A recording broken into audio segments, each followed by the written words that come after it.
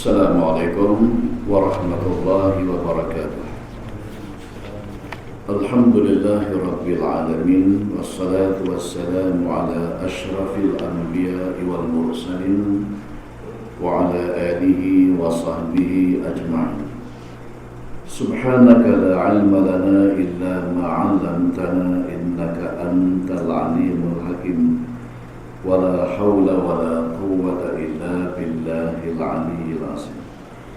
Alhamdulillah, kita syukur kepada Allah yang telah melimpahkan kepada kita rahmatnya dan nikmat. Muslimin muslimat yang dihormati dan dikasihi sekalian, kita sambung sirah Nabi Nuh alaihissalam.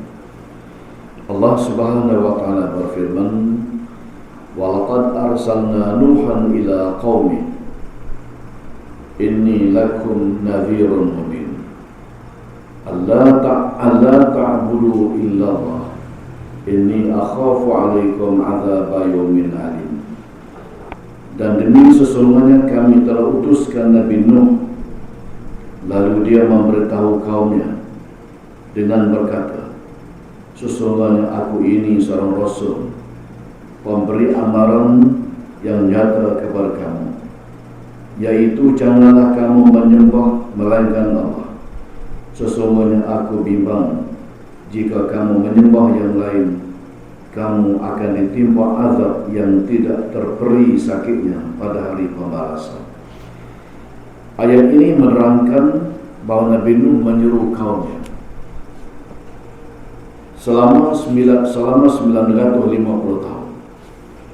Tak lama ia ikut Nabi Nuh AS, melainkan 83 orang saja. Sehingga Nabi Nuh mengingatkan kepada kaumnya, jika tidak beriman kepada Allah, jika syirik menyembah yang lain kepada Allah Subhanahu wa taala, yaitu menyembah patung berhala, nanti Allah akan menimpakan azab yang tidak terperi sakitnya. Allah akan menimpakan azab, pertama sekali azab di atas muka bumi, dan yang kedua azab di negeri akhirat, azab di dalam api neraka. Atas muka bumi ini Allah datangkan banjir yang besar. Banjir ini tidak pernah berlaku dalam sejarah sebesar itu, sehingga gunung yang tinggi pada waktu itu pun tenggelam oleh air. Gunung yang terkenal dengan nama Gunung Cuti tenggelam oleh air. Bila datangnya banjir yang besar, daripada atas hujan turun mencurah-curah, daripada bawah memancut keluar air, mata air pada bumi memancut, daripada bawah naik air, daripada atas turun, maka air pun menjadi besar dengan begitu hebat pada waktu itu. Dan Nabi Nuh panggil, jemput kaum-kaumnya supaya naik atas bahtera. Bahtera Nabi Nuh ini bahtera yang agak besar, tetapi tidak ramailah orang yang naik atas bahtera Nabi Nuh, termasuk anak dan isteri Nabi Nuh sendiri pun tak mau naik. Anaknya yang bernama Kanaan dan isteri Nabi Nuh sendiri pun tak mau naik. Mereka kata, kami nak panjat gunung, air semakin tinggi, semakin tinggi, semakin tinggi. Akhir sekali gunung yang tinggi itu tenggelam oleh air yang besar. Setelah tiba masanya banjir pun surut. Maka Nabi Nuh lepas seekor burung merpati, dan burung merpati ini kembali kemudiannya membawa satu ranting daripada pokok zaitun. Ranting pokok zaitun. Maka tahulah Nabi Nuh sesungguhnya memang sungguh-sungguh dari, dan bahtera Nabi Nuh pun mendaratlah, dan turunlah semua penumpang-penumpang bahtera Nabi Nuh. Dan Nabi Nuh mengadakan majlis kesyukuran setelah bahteranya mendarat dan selamat belaka yang bersama dengan Nabi Nuh. Peristiwa ini berlaku pada hari Ashura. Pada hari Ashura, yaitu pada 10 hari bulan Muharram. Kemarin 10 hari bulan Muharram. Lama di kalangan kita yang berpuasa sunat pada hari Ashura. Kerana pahalanya banyak, Allah Subhanahu wa taala mengampunkan dosa setahun bagi mereka yang berpuasa sunat pada hari Ashura. Nabi kita Muhammad sallallahu alaihi wasallam juga berpuasa sunat pada hari Ashura dan Nabi suruh sahabat-sahabatnya berpuasa pada hari Asyura. Jadi Nabi Nuh bersama dengan orang yang beriman yang berada di atas batu itu mengadakan majlis kesyukuran kerana selamat setelah mengalami banjir yang besar. Jadi kita dalam masa kita pun bila tiba bulan Malam ni pakai buat surah mengingatkan kembali sejarah Nabi Nuh AS. Tak jadi satu kesalahan. Kita buat surah baguslah, bergotong royong buat surah yang bagaimana 10 kawah sekali buat, lepas tu pakai bagi pun api kampung bagi. Itu satu amalan yang bagus. Gotong royong tu amalan yang bagus, bagi pun amalan yang bagus. Pakai bagi surah ni sekarang bukan murah, besar juga belajar dia, dengan dagingnya, dengan bahan-bahan yang lain, banyak juga. Tapi Allah buat juga tiap tahun buat pula bekasi kayak banyak untuk bagi kepada seluruh penduduk dan kampung. Jadi amalan ini kalau kita buat, kalau kita terus bagus. Gotong royong itu penting. Semangat gotong royong, semangat bekerja sama itu sangat penting. Berbusuh itu taklah mana berbusuh itu. Yang penting semangat bergotong royong, semangat bekerja sama antara satu sama lain, dan pakai makan. Jadi mudah-mudahan amalan yang baik, amalan gotong royong dapat kita hidupkan. Semangat kerjasama di kalangan masyarakat Islam itu dapat kita teruskan, dan semangat tolong-menolong, membantu antara satu dengan lain itu adalah sangat penting. Nabi Nuh mengingatkan kaumnya, jika taat kepada Allah Subhanahu wa taala akan diampunkan dosa dan diberi nikmat. Barang siapa yang taat kepada Allah Subhanahu wa taala, patuh kepada perintah Allah, maka Allah akan ampunkan dosa mereka dan Allah akan berikan nikmat. Nikmat ni berbagai-bagai. Ada nikmat berupa tubuh badan yang sihat, ada nikmat berupa rezeki yang murah, itu nikmat dia. Murah rezeki pun nikmat dia. Tubuh badan yang sihat pun itu lebih penting lagi. Bila tubuh badan sihat, dapat menunaikan ibadat kepada Allah dengan baik. Kalau badan tak sihat, banyaklah halangan-halangan. Tak pergi ke mana pun tak boleh, dari Mekah tak boleh kalau badan tak sihat. Nak buat apa-apa pun jadi tak berapa selesa kalau badan tak sihat. Nak solat pun tak sihat, itu tak sempurna. Orang sembahyang dalam keadaan sempurna boleh. Orang tak sihat ni kadang-kadang duduk atas kursi, tak apalah, tak ada masalah tak atas kursi.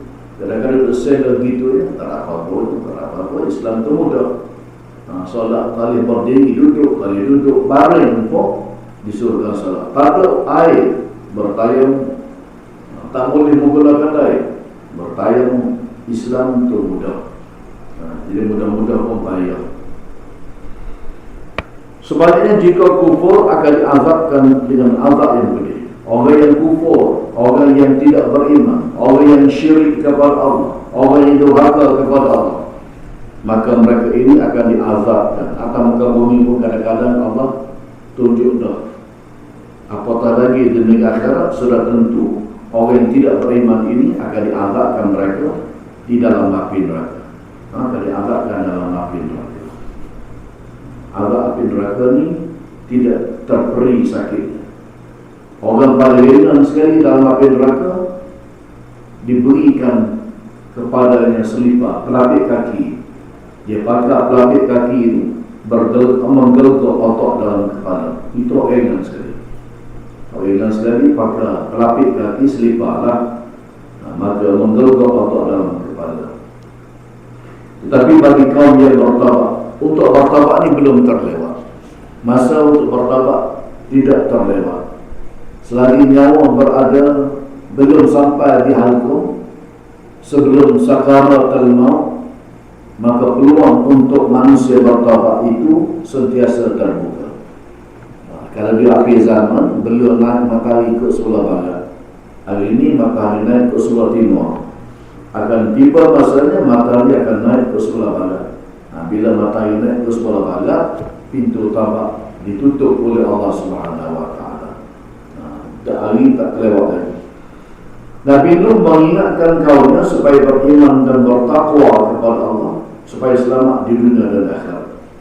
Jadi peringatan supaya beriman dan bertakwa ini ialah peringatan Nabi-Nabi sepanjang zaman, sampailah ke zaman Nabi Muhammad, mengingatkan manusia supaya beriman, supaya bertakwa kepada Allah.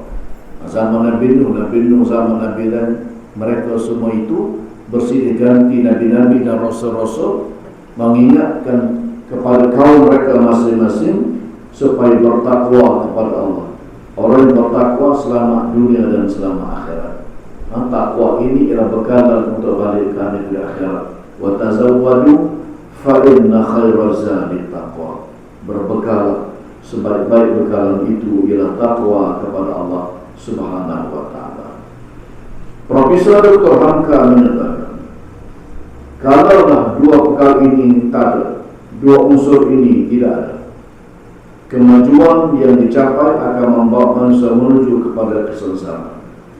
Kalau manusia tidak bertakwa kepada Allah, kalau manusia ini tidak taat kepada perintah Allah, nampak maju macam mana pun dunia ini, maka dunia ini tidak akan maju dalam arti kata sebenarnya.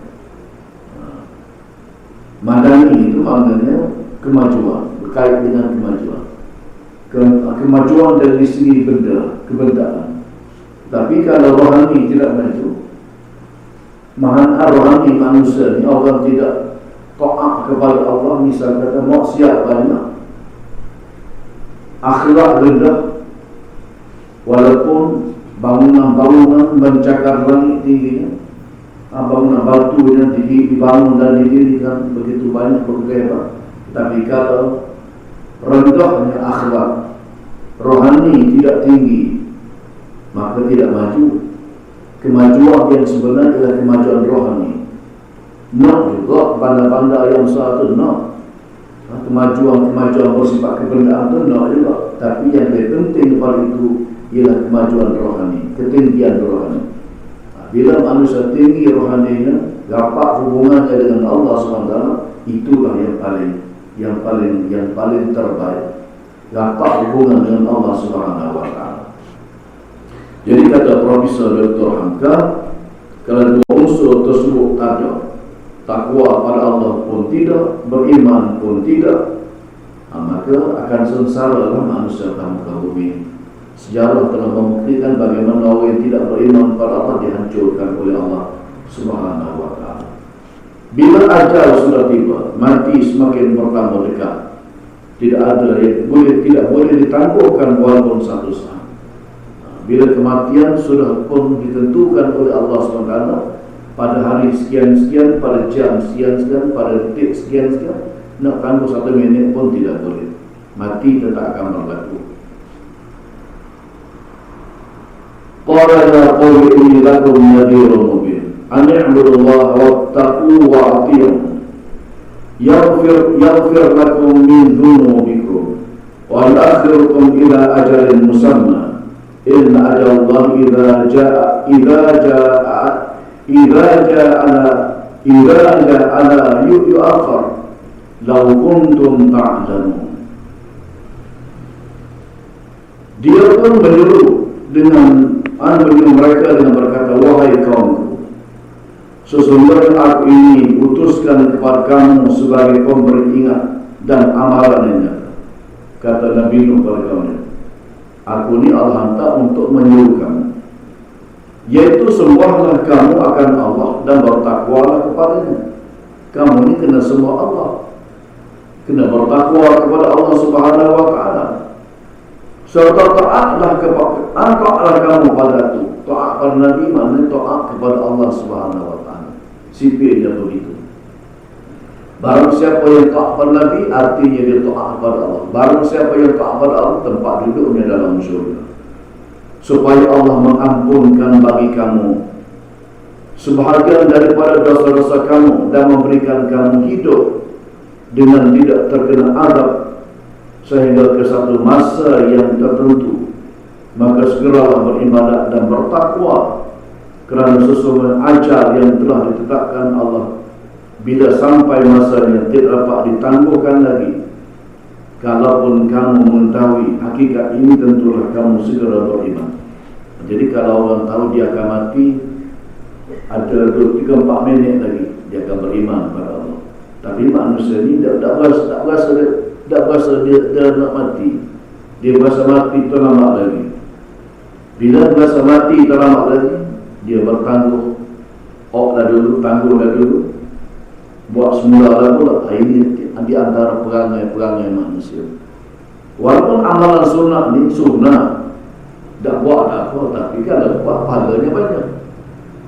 Pahalanya banyak. Amalan sunnah ni, solat sunnah itu, sunnah qabliyah ba'diyah. Solat subuh tu Nabi tak tinggal. Nabi tak tinggal solat subuh. Pentingnya solat subuh. Solat subuh tu, solat subuh tu wajib lah.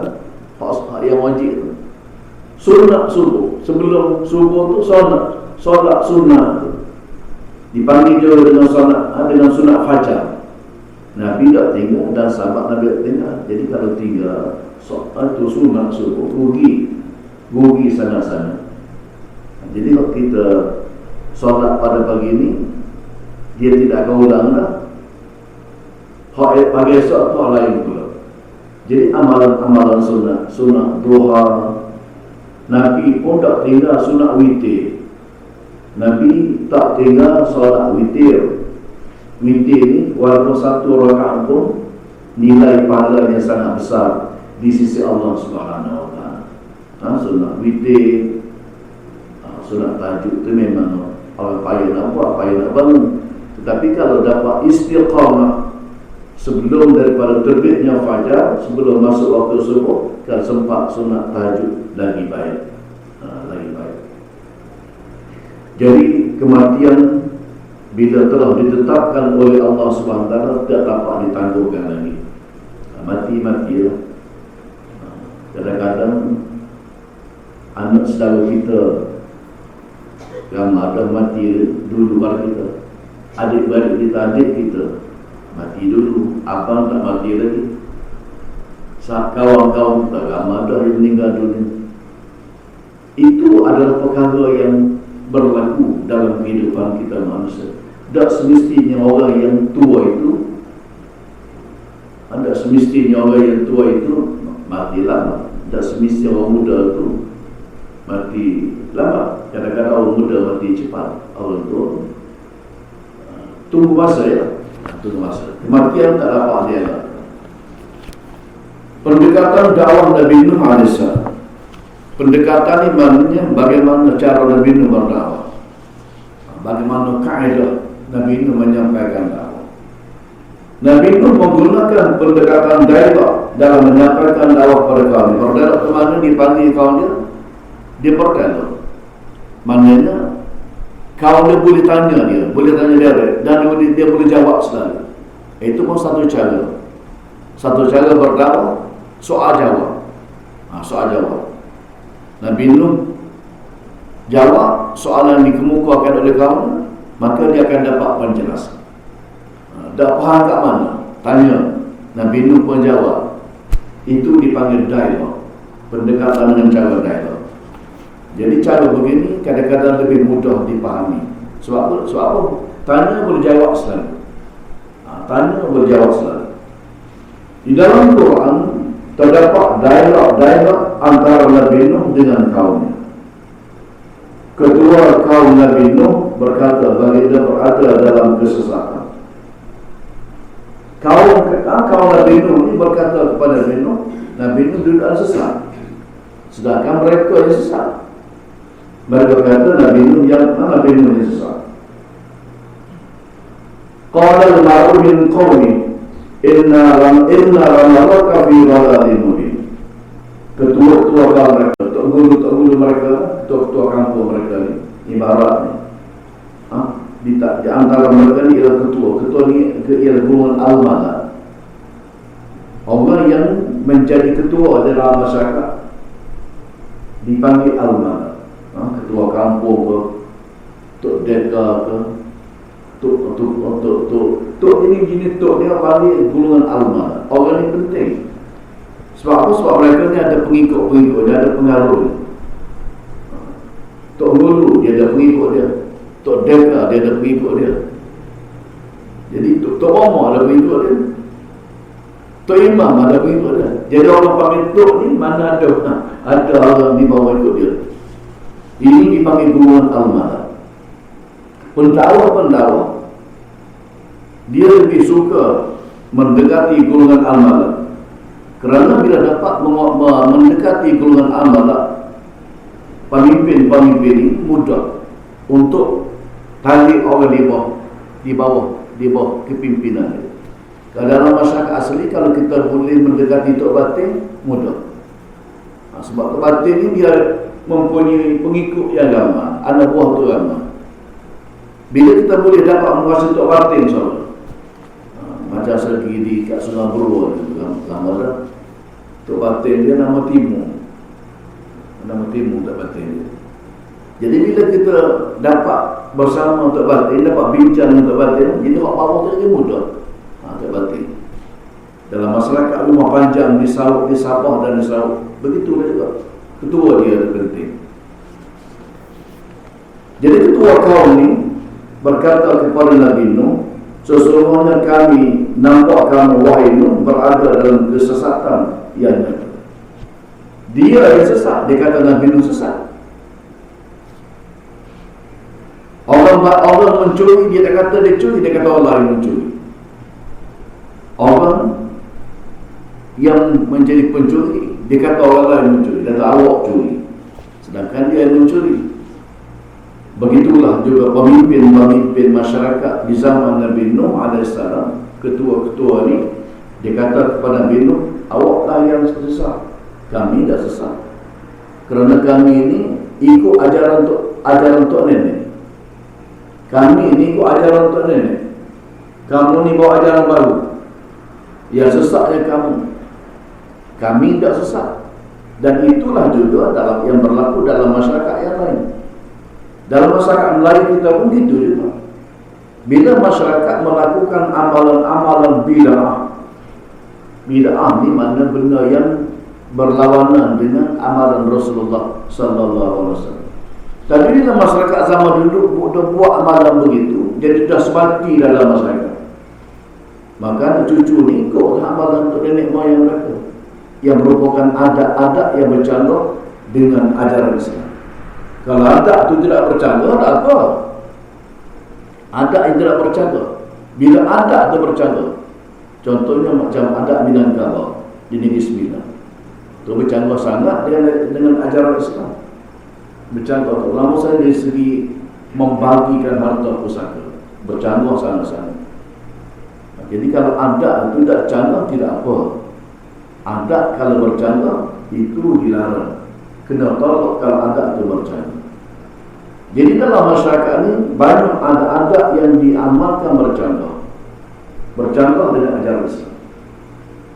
Pemimpin kaum di zaman Nabi Nuh, dia kata Nabi Nuh mengamalkan ajaran sesat. Sebagaimana masyarakat Mekah, sewaktu baginda menyampaikan, sewaktu Rasulullah menyampaikan dakwah di dalam masyarakat Mekah pada waktu itu, pada mereka awal, dituduh Nabi ini sesat, dituduh Nabi Muhammad ni tukang sihir dan berbagai-bagai tuduhan. Sedangkan yang sesat itu ialah mereka. Nabi Nuh pun jawab, bila ketua kaum dia menyatakan Nabi Nuh sesat, maka Nabi Nuh pun jawab. Nabi Nuh kata, qala ya qawmi laysa bi dhalalah walakinni rasulun min rabbil alamin. Nabi Nuh kata, wahai kaumku, tidak ada padaku sebarang kesesatan, tetapi aku adalah seorang rasul daripada Tuhan sekalian alam. Aku bukan sesat, kata Nabi Nuh. Aku bukan sesat. Nabi Nuh berkata pada kaumnya, tak ada sebarang sesat pun padaku. Aku ajak kamu ni supaya taat kepada Allah, beriman kepada Allah. Sesat apa? Aku bukan sesat. Aku ni rasul. Aku ni diutuskan oleh Allah Subhanahu Wa Taala supaya kamu menyembah Allah, Tuhan bagi sekalian alam. Jadi yang sesat tu ialah kaum dia. Nabi Nuh tidak sesat, tapi dia tuduh Nabi Nuh sebagai sesat. Nabi Nuh AS menyatakan lagi, dia menyampaikan wahyu daripada Allah supaya kaumnya mengetahui. Nabi Nuh kata, aku ini menyampaikan wahyu daripada Allah yang akan turunkan kepada aku, supaya wahyu ini dapat dipahami oleh kamu dan kamu beriman kepada Allah Subhanahu wa taala. Uballighukum risalati Rabbi wa ansahu lakum wa a'lamu minallahi ma la ta'lamun. Yang bermaksud, tugasku menyampaikan kepada kamu. Tugas aku ini menyampaikan kepada kamu perintah daripada Allah. Perintah daripada Allah supaya kamu tahu, serta aku memberikan nasihat kepada kamu, sedangkan aku mengetahui melalui wahyu daripada Allah akan apa yang kau tidak mengetahui. Aku menyampaikan kepada kamu peringatan aku ini, yang aku sampaikan kepada kamu ini datang daripada Allah, wahyu daripada Allah Subhanahu wa taala. Aku tak tahu apa yang kamu tahu. Kamu tidak tahu apa yang aku tahu. Nabi Nuh berkata kepada kaumnya. Nabi Nuh berkata lagi, tujuan dia menyampaikan ialah supaya kaumnya bertakwa. Supaya kaumnya bertakwa. Aku menyampaikan dakwah kepada kamu ni, aku menyuruh kamu ni beriman supaya kamu bertakwa dan supaya kamu mendapat rahmat. Awajibtum an ja'akum dzikrun min rabbikum ala rajulin minkum liyunzirakum wa litattaqu wa la'allakum turhamun. Wa litattaqu wa la'allakum turhamun. Adakah kamu merasa ragu-ragu dan hairan tentang datangnya kepada kamu nasihat pengajaran daripada Tuhan kamu? Meragukan. Apa yang aku sampaikan ialah daripada Allah, wahyu daripada Allah untuk memberi peringatan kepada kamu supaya kamu selamat. Muraku, kamu tak percaya? Kata Nabi Nuh kepada kaumnya. Peringatan kepada kamu dan supaya kamu bertakwa, supaya kamu beroleh rahmat. Jika kamu ikut ajaran Allah Subhanahu wa taala dan kamu beriman kepada Allah, nanti kamu akan diberikan rahmat oleh Allah Subhanahu wa taala. Pendekatan tersebut mudah memberi kepahaman dan melembutkan hati manusia. Jadi bila cakap depan gitu, Nabi Nuh menyatakan tujuan dia menyampaikan dakwah, dan kau dia boleh dengar, boleh tanya Nabi Nuh depan itu. Ini satu cara yang baik, mudah orang faham. Kalau seorang penceramah duduk atas pentas, orang ramai duduk bawah, tak ada peluang nak tanya, barangkali payah sikit dari segi kepahaman tu. Tapi bila bercakap dalam keadaan dia menyampaikan hujah, dan kau dia boleh tanya selalu, dan dia pun jawab selalu, maka mudah faham. Tetapi hanya sebahagian kecil saja daripada mereka beriman. Hal lain itu degil, walaupun kata-kata Nabi Nuh ini mudah dipahami dan dia pun boleh jawab dengan cepat, tapi hak degil lah, hak tak beriman lah juga. Dan Nabi Nuh juga menyampaikan dakwah dengan pendekatan berdasarkan suasana semasa. Suasana begini, maka caranya begini. Suasana begini, maka caranya begini. Jadi itu cara yang paling mudah untuk orang faham, berdasarkan suasana semasa. Pada masa tertentu secara sembunyi, dan pada waktu yang lain dengan cara terang-terangan. Ada masanya Nabi Nuh menyampaikan dakwah dengan cara sembunyi, tidak secara terbuka. Waktu orang marah sangat umpamanya, dia tidak menyampaikan dakwah secara terbuka. Dan Nabi Muhammad pun begitu juga pada peringkat awal. Nabi Muhammad secara sosek dulu. dengan keluarga yang terdekat, dengan sahabat anda yang terdekat, dia berdakwah. Maka yang menerima dakwah itu pada zaman Nabi Muhammad SAW di muka golongan orang miskin, golongan pemuda-pemuda yang terdiri pada anak-anak muda yang lemah-lemah.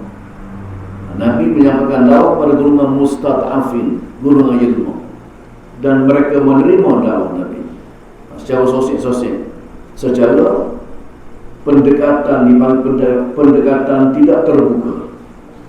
Kemudian satu peringkat Nabi menyampaikan dakwah terbuka, panggil ramai-ramai, dengar aku nak menyampaikan ucapan ini, itu secara terbuka. Dan begitulah juga yang diambil oleh Nabi Nuh. Ada masanya Nabi Nuh menyampaikan dakwah secara sembunyi, secara senyap-senyap, tidak secara terbuka. Ada waktunya secara terang-terangan, secara terang-terangan di hadapan khalayak ramai.